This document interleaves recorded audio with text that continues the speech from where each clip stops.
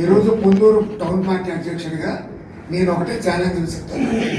సుభాష్ గాంధీ కానీ తమ్మినేని సీతారాం గారు కానీ వీళ్ళు ఎవరైనా గెలిచే అవకాశాలు ఉన్నాయంటే ఎంత పందెం కాయడానికైనా నేను రెడీ. రమ్మనండి.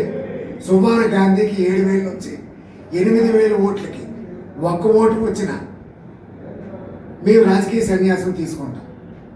సీతారాము భారీ మెజార్టీతో రవికుమార్ చేతిలో ఓడిపోవడం తథ్యం.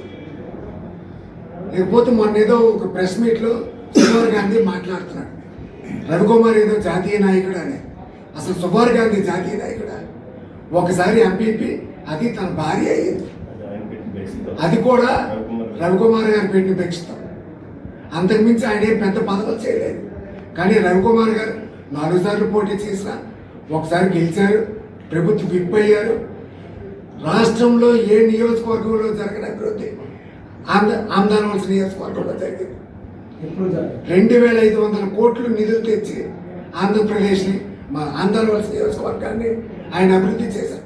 ముఖ్యంగా పొందూరు పట్టణంలో 1992 నుంచి మంచినీటి పథకం ఏది ఉందో బొత్స సత్యబాబు గారు, బొడేపల్లి సత్యవతి గారు వీరెవరి వల్ల ఓపెన్ చేయడం కాలేకపోయింది. కానీ రవికుమార్ గారు ఎమ్మెల్యే అయిన వెంటనే పొందూరికి త్రాగునీరు ఇచ్చారు, జిల్లా కోర్టుకు తెచ్చారు, ఫైర్ ఇంజిన్ తెచ్చారు, అనేక సంక్షేమ పథకాలు ఆయన పొందూరులో చేశారు. ఎండిఓ ఆఫీస్ కొత్తది కట్టారు, ఎంఆర్ఓ ఆఫీస్ కొత్తది కట్టారు. మేము కట్టిన బిల్డింగ్లకి ఈరోజు వచ్చి ఓపెనింగ్ చేసుకుంటున్నారు. ఆ రోజు పొందూరు 4,30,00,000 రూపాయలు రవికుమార్ గారు శాంక్షన్ చేస్తే ఇదే సుభాష్ గాంధీ అన్యాయంగా హైకోర్టులో కేసులు వేసి అభివృద్ధిని ఆపేశారు. ఈరోజు మళ్ళీ ఈ ప్రభుత్వం వచ్చిన తర్వాత కోర్టులో నుంచి మళ్ళీ ఆ కేసును గెలిచి వీళ్ళు ఇప్పుడు ఆ రోడ్లు వేసుకొని ఒక్కొక్క రోడ్డుకి 3 కొబ్బరికాయలు కొడుతున్నారు. ఏ రోడ్డు కంప్లీట్ అవ్వలేదు. కనకల వీధి మెయిన్, అది మార్కెట్కి వచ్చే రోడ్డు. ఈ రోజుకి ఆ రోడ్డు అలాగే ఉంది. అన్ని రోడ్లు బాగు చేశారు కానీ ఆ రోడ్డు పరిస్థితి అలాగే ఉంది. వీధిలో కొలాయిల పరిస్థితి అలాగే ఉంది. ఆ రోజు రవికుమార్ గారు చేసిన అభివృద్ధి తప్పించి వీళ్ళు కొత్తగా ఇప్పుడు పొందూరుకు వచ్చి చేసి మొన్న డిగ్రీ కాలేజ్ ఓపెన్ చేశారు. డిగ్రీ కాలేజ్ పొందూరుకి తెచ్చింది ఎవరు?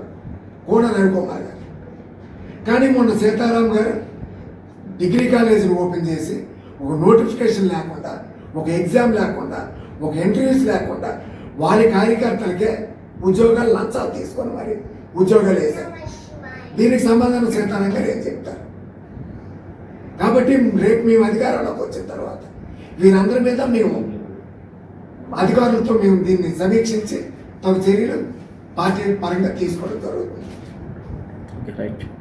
సమస్య లేని ఇల్లు ఉండదు, పరిష్కారం లేని సమస్య ఉండదు. బంధాలు గొప్పవి, బాధలు చిన్నవి. మీ సమస్యని మేము పరిష్కరిస్తాం. రండి, మాట్లాడుకుందాం.